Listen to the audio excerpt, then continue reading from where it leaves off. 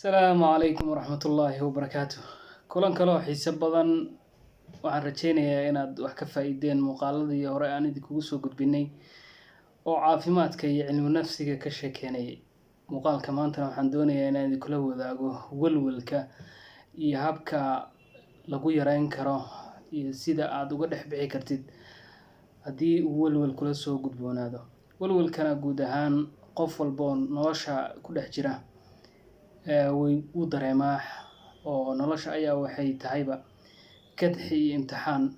Marka qof walba mashaakil iyo problemo iyo howlo way soo wajahayaan oo wuu walwalayaa mararka qaybtood, balse waxaa la rabaa inuu xakamaysan yahay oo uusan ka bixin xakamaha iyo sida aad u dhaqmayso oo uusan saameyn kugu yeelan nafsi ahaan inuu ku burburiyo. Hadduu walwalku kugu bato wuxuu kugu keeni karaa niyad jab ama depression waxa afka qalaad lagu yiraahdo. Marka muuqaalkan waxaan rabay inaan kaga hadlo qodobkaas, balse walwalka guud ahaan waxaa la yiraahdaa waa sahminta qofka, maadaama Ilaahay subxaanahu wa tacaala awood noo siiyey inaan sahmino oo macnaha saadaalino mustaqbalka waxyaalaha kugu soo socda iyo waxa hareerahaaga ka dhacaya laftirkeeda, iyo inaad sahan u yeelato mustaqbalka waxa kugu soo socda laftirkeeda waxay kugu keeni kartaa marka qofka ku keeni kartaa nolosha ku dhex jira inuu xogaa walaac iyo walwal uu soo galo. Sida aan sheegnana waxaa loo baahan yahay qofka inuu walwalkiisa control karo oo xakameyn karo. Hababka ugu fiican ee lagu control karo waxa ugu horeeya marka ugu horeysa inaad naftaada horta ku baraarugsan tahay waa qodob aad u muhiim ah oo qofka hadduusan naftiisa ku baraarugsanayn oo xilliga xaaladda uu ku dhex jiro uusan ogeyn oo walwal galayo ka baxayo isagoona waxa sababta ay tahay uusan ogaan, farxad galayo ka dhex baxayo iska socdo. macnaha ogaalka naftaada waa qayb aad u muhiimsan. haddaadan naftaada ku baraarugsanayn oo ogaal u lahayn iyo wacaalba yacni waxa weeye waa dhibaatoonaysaa nafsi ahaanna. dadka ugu nugul ee burburka nafsiga ku yimaada waa dadkaas.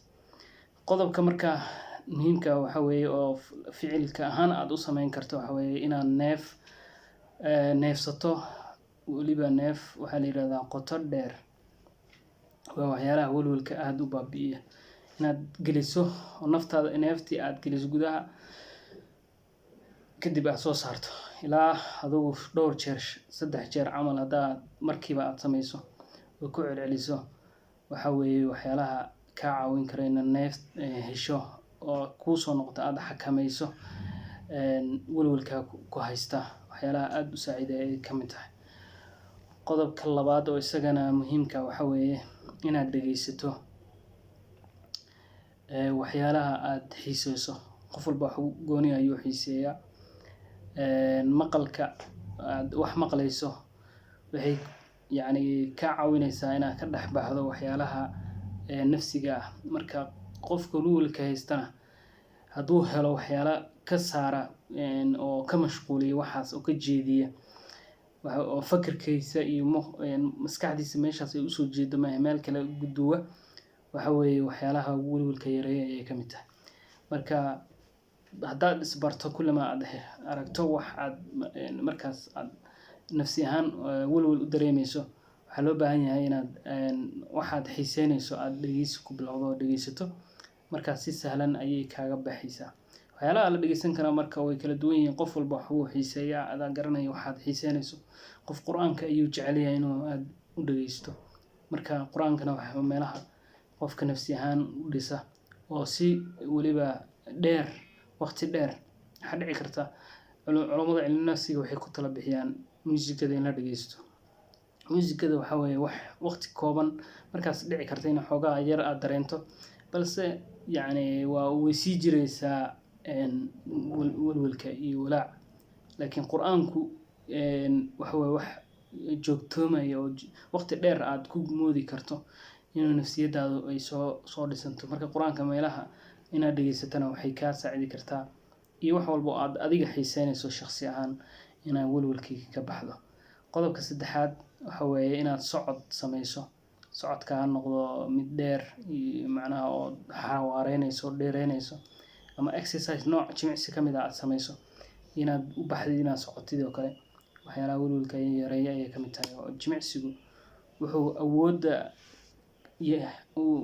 u leeyahay inuu yacni kuu keeno farxad kaa qaado wixii welwel iyo culays macnaha waxyaalaha awoodda u leh wey marka waxaasoo kale waxa weeye inaad mar walba ku celceliso isticmaasho samayso jimicsi badan iyadana waxay aad u caawinaysaa nafsiyaadkaaga inay aad u dhisto marka nafsiyaadkaaga dhistana waxa weeye welwelkii uu kaa yaraanayaa oo farxaddii ayaad helaysaa waxaa kaloo iyadana aad muhiim u ah oo in badan aan ka sheekeynay inaad asxaabtaada waqti la qaadato asxaabtaadu waxay ka mid yihiin yani dadka farxadda aad ku dareemayso oo la joogooda ay xiiso aad ku leedahay xiiso gooni ah farxad ku leedahay waxay kaa qaadayaan culeysyada nafsiga ee ku haysta guud ahaan marka waxaa loo baahan yahay waxyaalo badan ayaa jira oo tilmaamo aan mar walba ka bixino muuqaaladeen aan uga hadalno laakiin waxa weeye inaad horta marka ugu horeysa aad ku baraarugsan tahay oo ogaalka naftaada ay qayb aad ka qaadato sidaad u wacaal ugu heli lahayd naftaada muuqaalo kan la mid ah intaan ku kulmi doono weliba cilmi nafsiga aan uga sheekeynayno insha allah intaas ayaan kusoo gabagabeynayaa asalaamu calaykum waraxmatullaahi wabarakaatu